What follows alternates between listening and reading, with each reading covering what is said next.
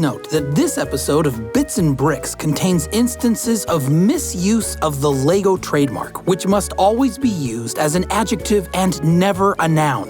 As a reminder, it is never appropriate to refer to the company that designs and produces Lego brand products as Lego. Rather, the correct name for the company overall is the Lego Group.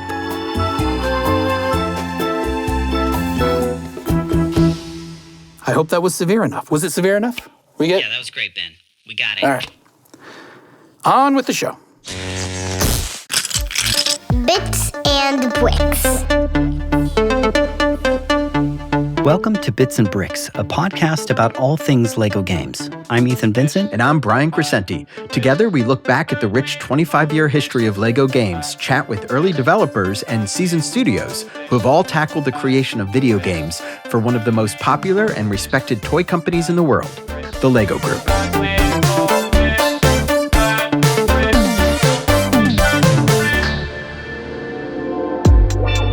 Hey Ethan, did you know that this month marks the release of the 5th Forza Horizon game and 12th game in the Forza franchise? It would be hard not to know that. It seems like everyone is talking about the new Forza. Yeah, it's a really good game. It's not just that it's this beautiful bit of racing. It also is a lot of silly fun. There are sort of threads of a story you can follow as you essentially hang out at a massive car festival in Mexico. But the real fun, for me at least, is unlocking the sorts of cars I'd never get to drive, let alone doing sort of these crazy things with them, like driving off-road through a wall of cactus in a 1993 McLaren F1 or jumping off boulders in a 1965 Shelby Cobra Daytona Coupe. By the way, that's more than a $7 million car. Yeah. And it's obviously not designed for off-road bouldering. Yeah. I mean, the embarrassing part is, obviously, Brian, I haven't played it yet. But I do know that Xbox head Phil Spencer recently said that Forza Horizon 5 is Xbox Game Studios' biggest launch ever with, 4.5 million players? Yeah. And one of the things that seems to be driving that popularity is how the game delivers not just a driving game, but a fun interactive sandbox in which to play. Yeah, and that sounds very familiar. And it's why we're talking about Forza today. Not only does Horizon deliver the sort of experience that Lego games and toys are best known for, but back in 2019, the Lego Group and the people behind Forza actually built something amazing together. My name is Craig Callum. I was the design manager for Lego Speed Champions. And, I guess I was the guy that sort of initiated the whole conversation of how we could get bricks into Forza Horizon 4. Craig isn't at the Lego Group anymore. In fact, he's currently living on the road out of a Mercedes Sprinter van that has been converted into a mobile home of sorts, complete with a bay for 2 motorcycles, his surfboards, and even a little recording booth. He's been touring England for the past 9 months. We're just perched on top of a cliff overlooking, barrel after barrel of wave. So we're just kind of waiting for the right conditions to get back out there on the surfboard. So I can't complain. Right now we're at Woolacombe Bay in Devon, so the southwest of the UK. And it's actually November, so it's not the warmest, but with the right wetsuit and a good attitude, you can still get out in the water. In fact, the water's quite warm. It's the air that's getting cold now. It's nice being out on the road, but I do miss having kind of my workshop, having my cars nearby. They're all parked up at friends' houses at the moment, waiting for me to return and get my own workshop again and start working on them again. Because I race, I've got a 1930 Ford Model A hot rod that I race, and it's been kind of parked in a garage. Although we did get out in the summer, went to Denmark and raced it on a beach in Denmark, which again has been great because this turns into basically a little kind of race center where we can tow the car behind it and then do the racing all day. And then you just go back to the van, have a cup of tea and fall asleep. It's great. Back before his stint touring the country in a decked-out van, before his time at the Lego Group as a designer on the Lego Speed Champions car sets, Calum was a big fan of cars. He got a degree in automotive design in the UK and worked on Renault trucks before landing a job at the Lego Group as a designer in 2009. I initially started on Ninjago. New from Lego Ninjago. When that project came to an end, I put forward that we should probably start doing cars again, because I mean Lego's always had a background of doing cars with Lego Racers and other lines like that in the past, but actually it had stopped and it hadn't done any for a few years. The core concept for LEGO Speed Champions was one of the projects that a group of designers, including Craig, pitched during an annual event when the LEGO Group opens the floor to new ideas from designers. Every year there's a week of time put aside that designers could do that. And LEGO Speed Champions was one of the lines that came from that idea. New LEGO Speed Champion sets.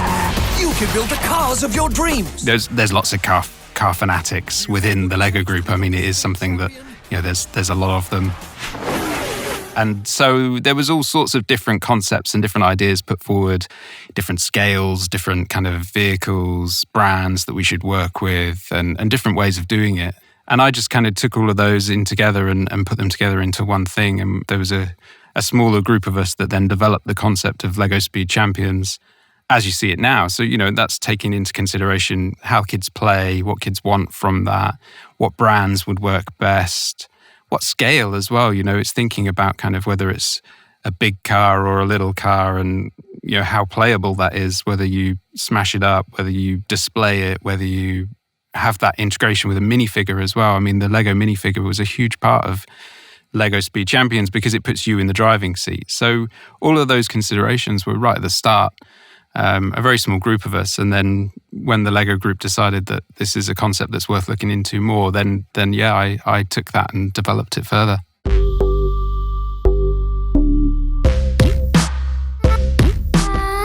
While the concept for the franchise was greenlit in 2012 or so, it took another 3 years before the LEGO Group officially unveiled the LEGO Speed Champions theme, announcing partnerships with Ferrari, McLaren, and Porsche.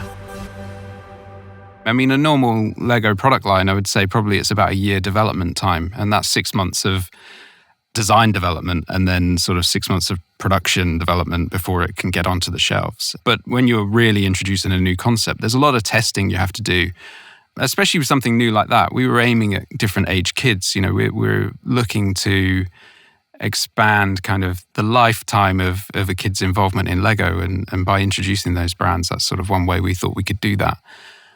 So there's a lot of different things that we had to play with, and the scale of the cars was one of those as well, where, if they're too big, they're too involved and you're building too much, but if they're too small, you don't get all the detail of the car, and so the brands wouldn't necessarily be that happy. If we can't replicate a Ferrari or a Porsche perfectly, then it was a complicated process because we had to convince all of these partners that this is okay, that it looks a bit goofy, or that it's built out of bricks. It's supposed to do that. If you wanted a perfect replica of a car, you would go sort of to the people that do that best without naming any of them. So we had to sell that to them as that this is a Lego version of your cars. Ferrari, Porsche, McLaren. Do you have what it takes to become the speed champion?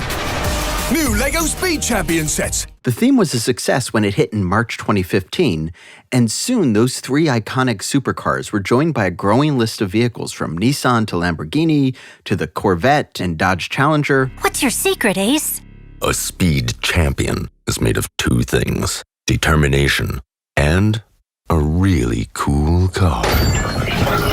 The Ford Mustang, 5-liter V8 motor, 426 horsepower. The classic with loads of fun under the hood. Wow, fascinating. The Yellow Flash, the Chevrolet Corvette Z6 with 650 horsepower. A supercar that's street legal. Nice. Wow. The Porsche 919 Hybrid.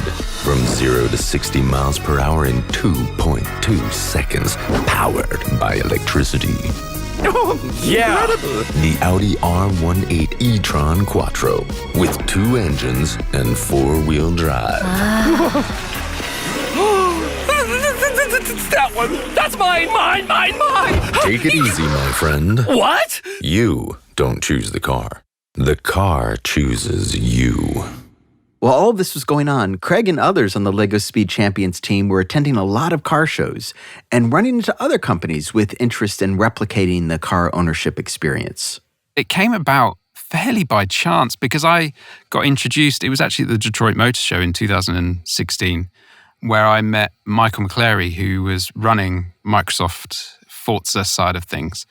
And it was chatting to him where we just kind of were chatting about what we do. We just met each other. We were introduced by Ford.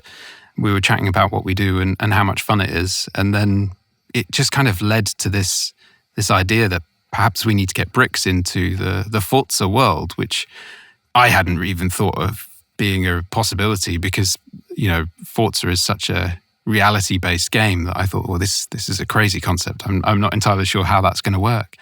But he assured me that they've been playing with similar concepts that would work really well. So, it all started there. Forza Motorsport started as a simulation racing game developed by Turn 10 Studios and published by Microsoft Game Studios in 2005. It was the start of a racing sim franchise that would be compared to the likes of Gran Turismo, F1, NASCAR Heat, and Colin McRae Rally.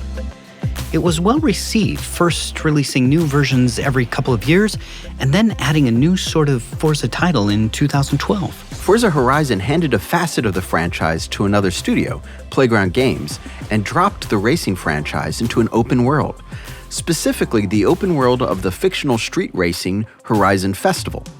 The Forza Horizon games, which alternated with Forza Motorsport for biannual releases, injected a bit more playfulness and added a much greater sense of over-the-top antics. And with Forza Horizon 4, which hit in 2018, it also added a bit of Lego brick fun to the mix. And that gets us back to Craig Callum and his run-in with the Forza folks at the Detroit Auto Show in 2016.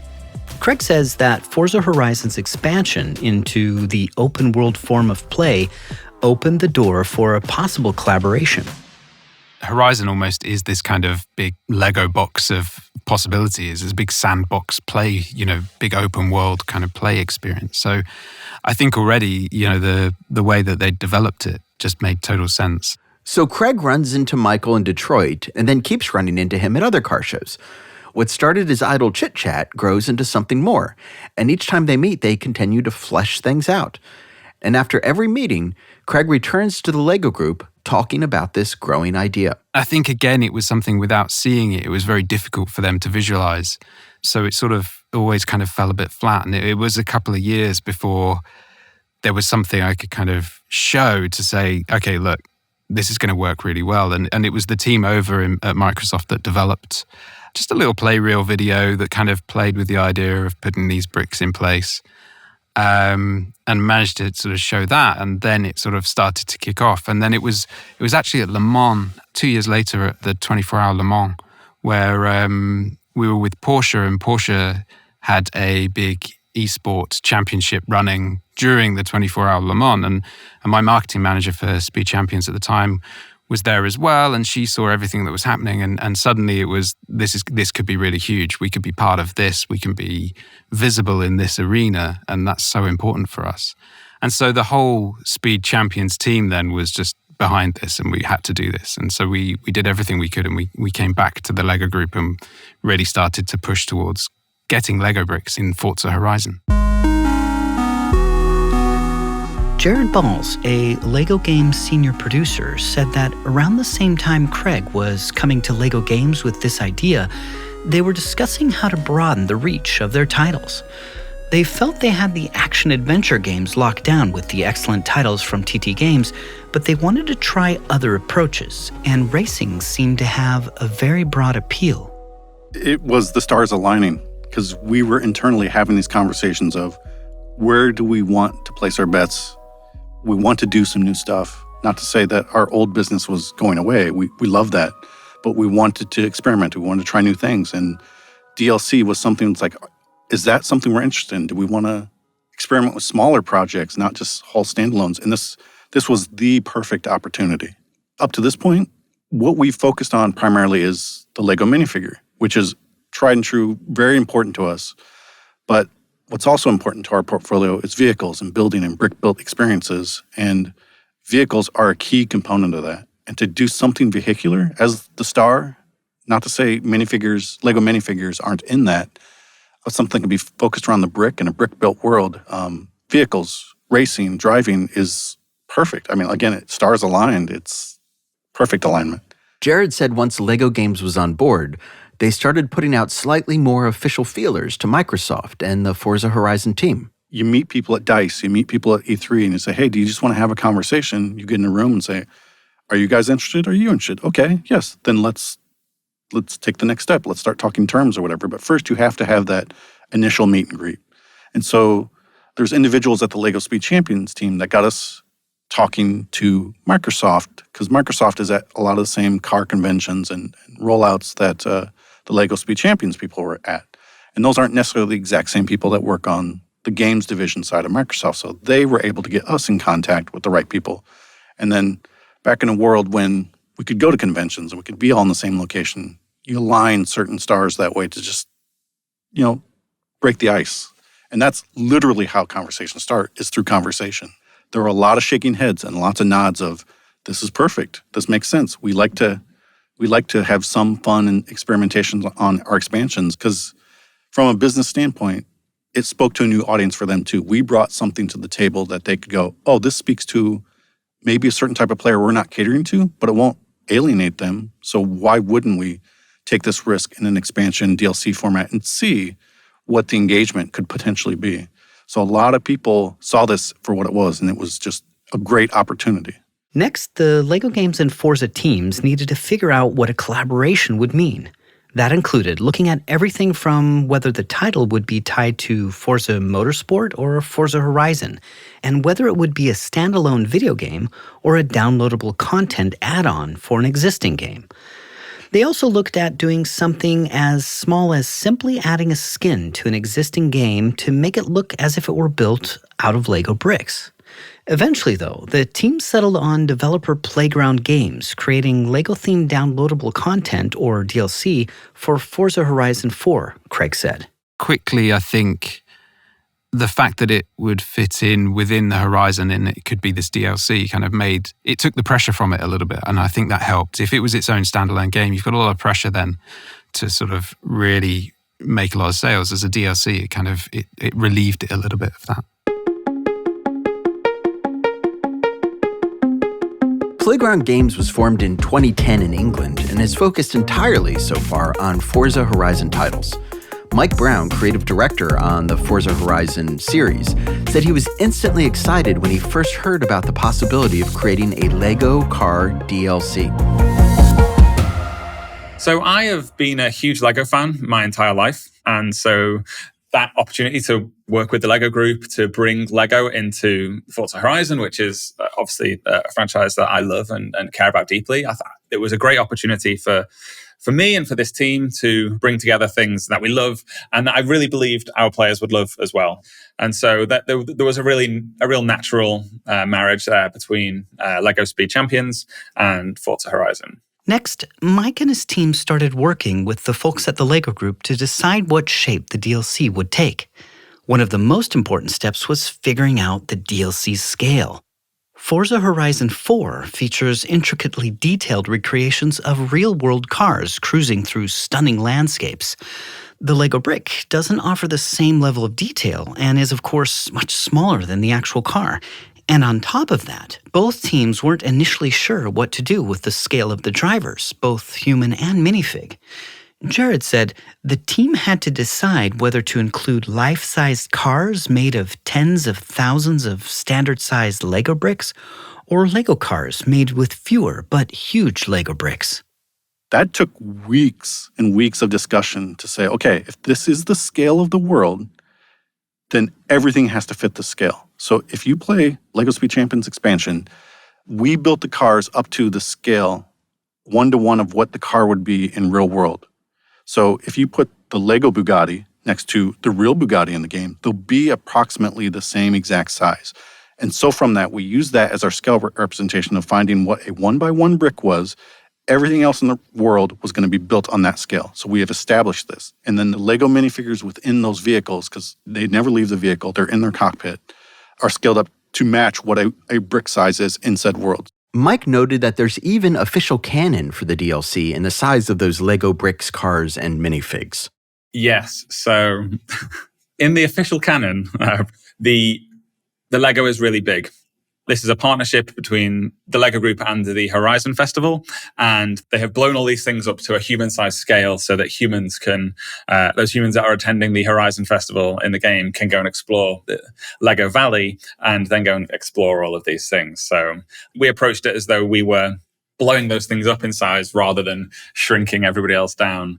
That, on some levels, could be the same thing, but some of the geography in that DLC is natural. I think we have sand dunes, which are sand. We have rock faces, which are rock.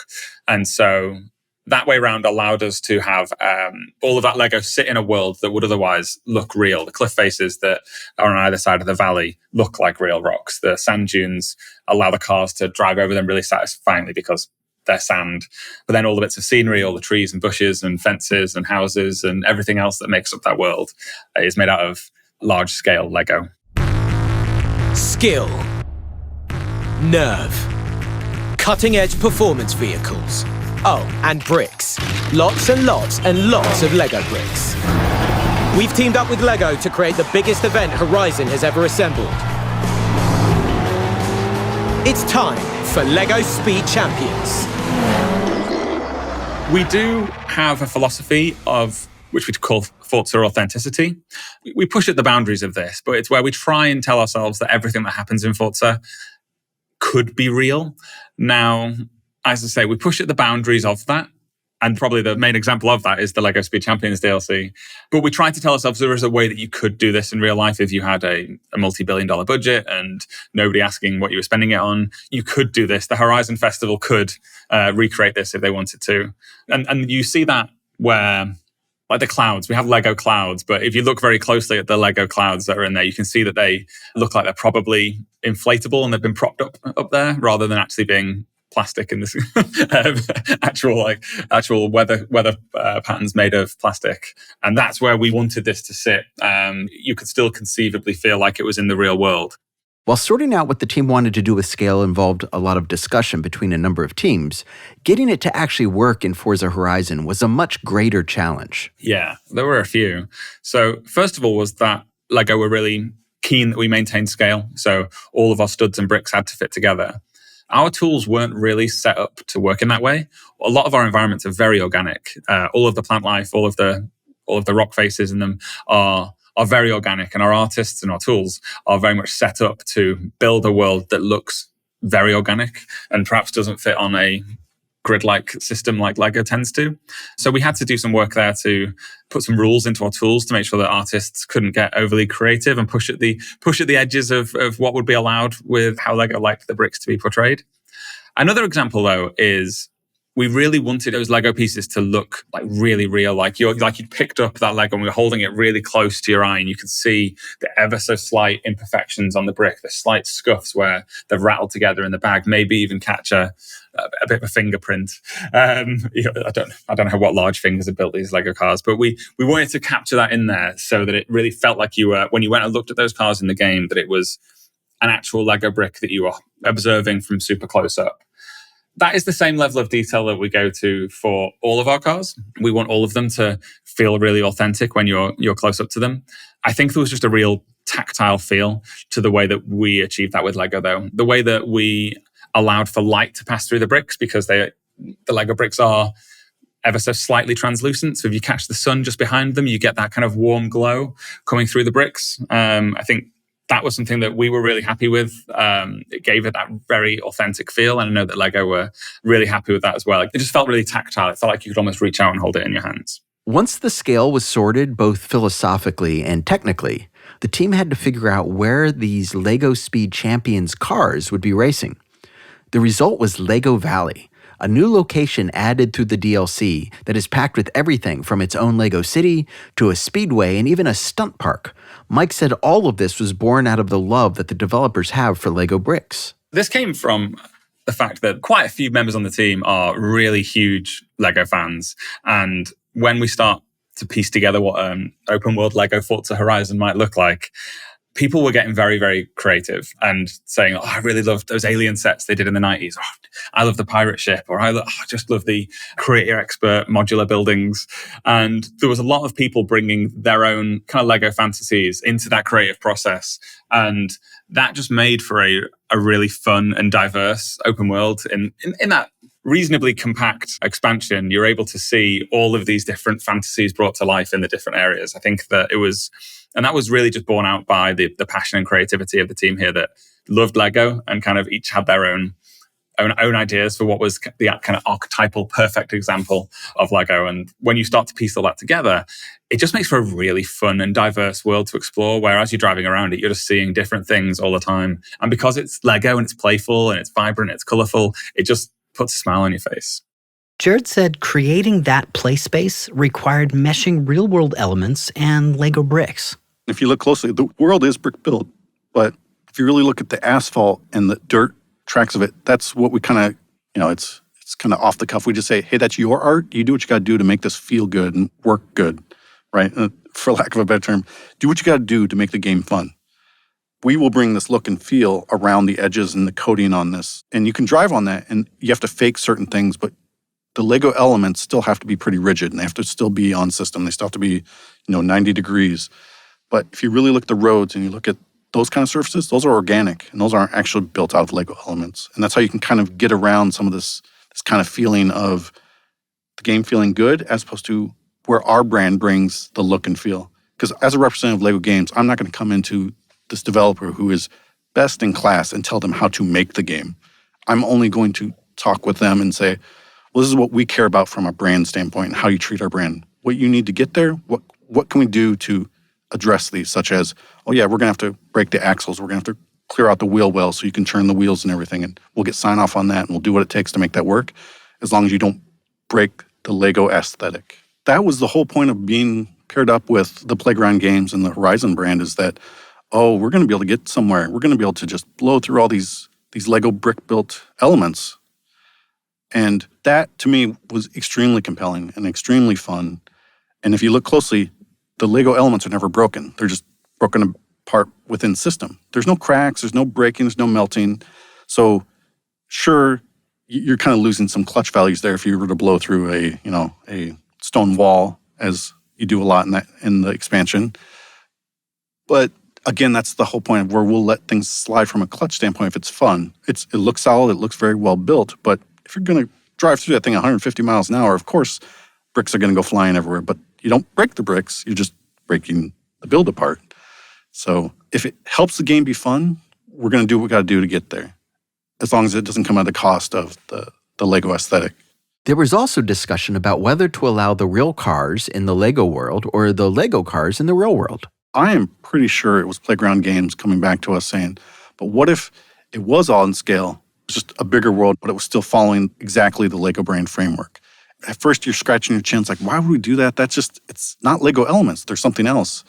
But once you say to us that, but the game will be better because then all the players' progression, all the vehicles they've unlocked will get to be able to play in that world. And you're not saying when you go into a Lego experience, you can only play with the Lego elements. You can only play with the Lego vehicles, and that's it. It's very restrictive in a game about exploration, creative play, and all this progress you put into it. So we're like, okay, yes, it will make a better game if we can find a way to marry these two as opposed to keeping them separate.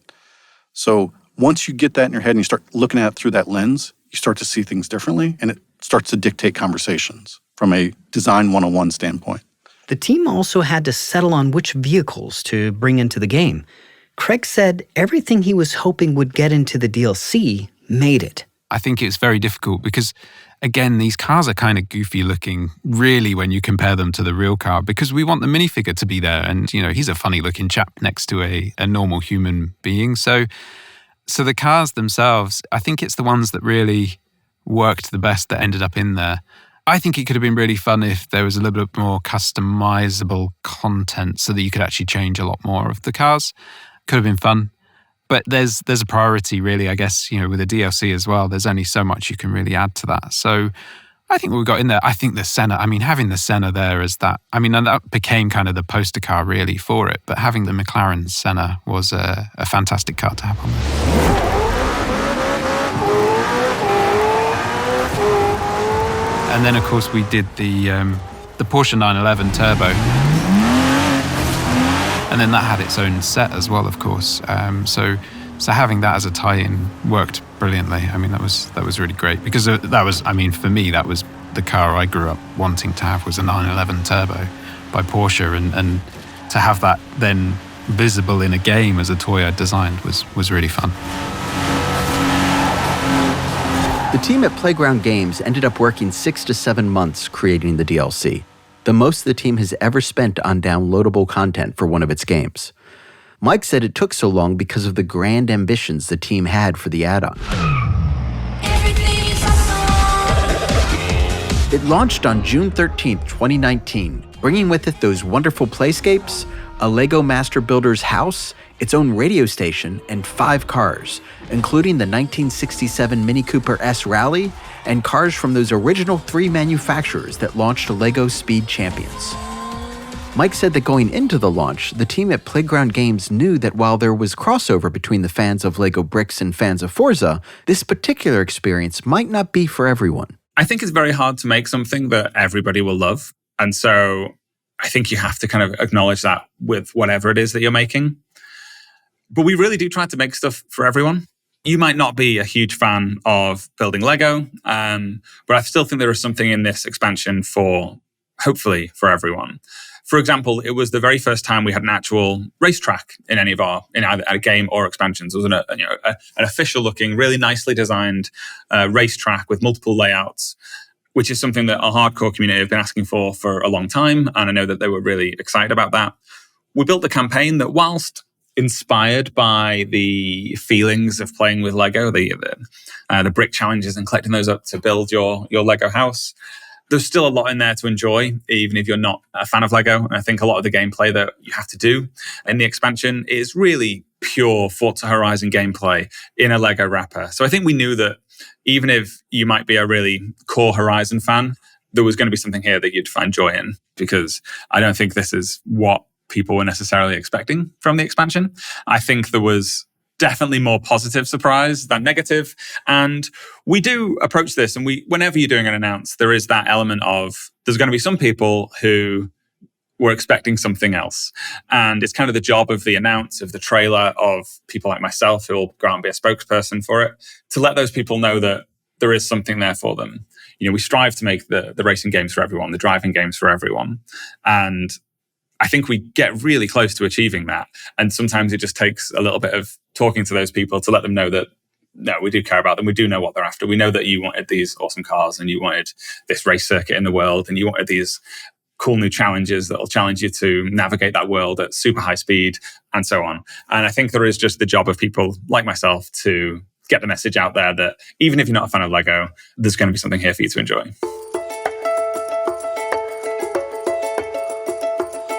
Craig, whose idea sparked the concept that became the DLC, was no longer working on the project when it launched, so it came as a nice surprise. I was so excited to see it. And I remember reaching out to my marketing manager, Myra, and sort of begging for a code so that I could download it and get it as soon as possible, because I just wanted to experience it, because it had been such a big part of my development work with the LEGO Speed Champions line. To then kind of walk away from it before it had finished was really tough. And so then, yeah, when it was released, I was just super excited. I just wanted to get hold of it and play with it. And I think I spent like a full day just in front of the TV, just playing and getting through the levels and doing all the challenges that needed to be done. I mean, I'm totally biased, but it is fantastic, because I think because I had such a hard time visualizing it at the start, and I mean, that's, as a designer, I pride myself on being able to kind of picture how things might look or could be and coming up with these crazy concepts and ideas. But actually, the Forza Horizon 4 and LEGO Speed Champions was something that, when it was put to me, was so far out there that I just kind of couldn't picture it. So to see it, to develop it and see it, and I'm so proud. I mean, it's such a fantastic gameplay. It's the right level of being able to smash everything up, and still the cars kind of, they hold their own. They don't look out of place there. They they're great. I think it adds a new element to that game as well. I think it's something that really worked well. While Forza Horizon 4 came out in 2018, and the LEGO Speed Champions expansion for that game hit in 2019, it remained the most recent Forza game for 3 years, until just this month when Forza Horizon 5 hit. With the release of the latest, greatest Forza title, I asked Mike if he feels that Forza Horizon 4 and this LEGO DLC is now retired. That isn't how we look at it, actually. I think with Game Pass, then older titles can stay alive alongside newer titles. People still own that previous game. They still have access to it through Game Pass. All of that DLC is still really, really good. I think there's probably a time where when you bought a new game, you might have traded in your old one or given it to somebody else. That isn't really a thing in the world of Game Pass. And so we anticipate that people will probably jump back to Horizon 4. Honestly, I kind of hope they do. I think Horizon 4 is a great game, and I don't think there's any reason why we need to put it to bed and never talk about it again. Obviously, today, you should definitely go and check out Horizon 5, but I don't think that closes the door on Horizon 4, and I think that is something that we're seeing with titles in Game Pass. It really was a bit of a dream experience for me. As I say, I've been a fan of LEGO my whole life, and I kind of always wanted to make a LEGO game, but I've been working on Forza for a very long time. I was working on other racing games before that. It's just never been a thing that has really lined up in my career, and this was just a great opportunity to work on a Forza title, to work with that IP, and it was a real dream project for me.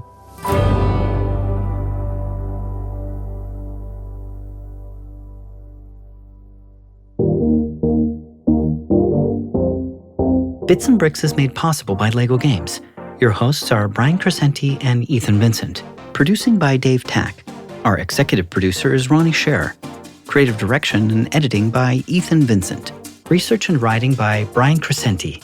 Art direction by Nanan Lee. Graphics and animations by Manuel Lindinger and Andreas Holzinger. Mixing and sound design by Dan Carlisle. Disclaimer voice is Ben Ungren. Openings child voice is Milo Vincent.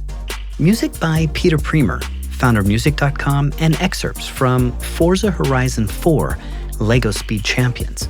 We'd like to thank our participants, Jared Balls, Mike Brown, and Craig Callum.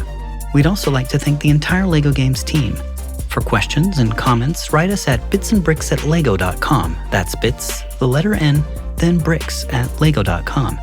And as always, stay tuned for more episodes of Bits and Bricks.